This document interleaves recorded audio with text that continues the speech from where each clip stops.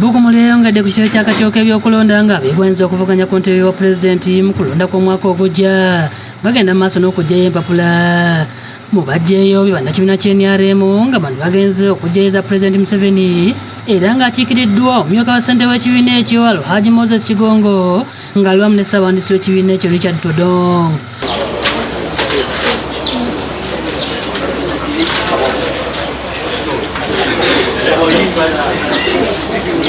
Mu kwogera kwe Todong ategeeza nti enfuga ennungi era y'ebikolwa gavumenti ya NRM gye yolesezza mu bbanga ery'emyaka 4 yewaliriza bannayuganda abangi okujja okuvuganya mukama waabwe ku ntebe y'obwa pulezidenti.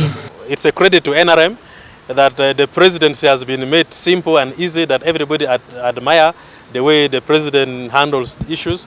So everybody would like to be a president.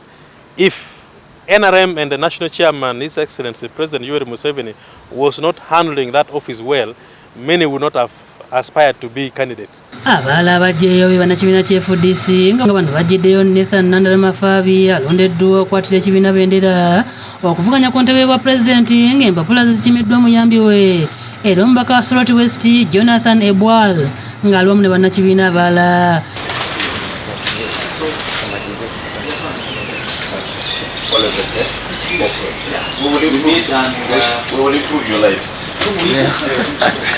Ebwala ategeeza nti ng'ekibiina beeteeseteese bulungi okulaba nti ku mulundi guno gwewamu bavayo na buwanguzi.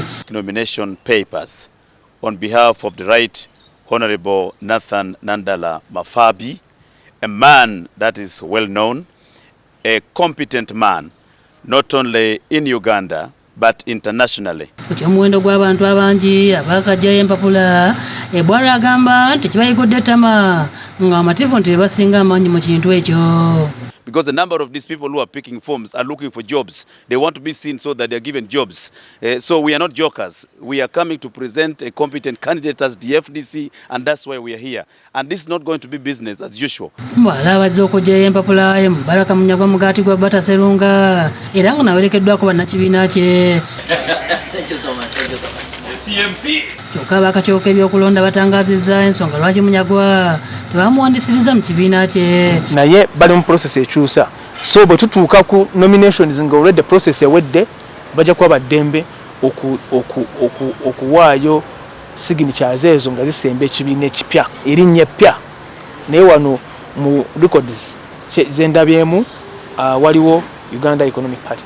Munyagwa ne banne boogedde ensonga 5 ku bagenda okutambuliza obukulembeze bwabwe kafuna bannayuganda banaabeesiga ne babawa entebe. Common Man's Campaign manifesto nene nenja kuyita mu nnaku 10 zokka nga tukutte obuyinza. Ekisooka ngenda kujja Uganda mu East African Community.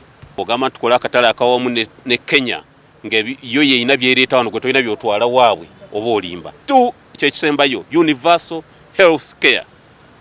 Health for those without wealth. Nti obulamu eri abo abatalina bugagga. Waliwo ne bannayuganda abalala abazze okuggyayo empapula.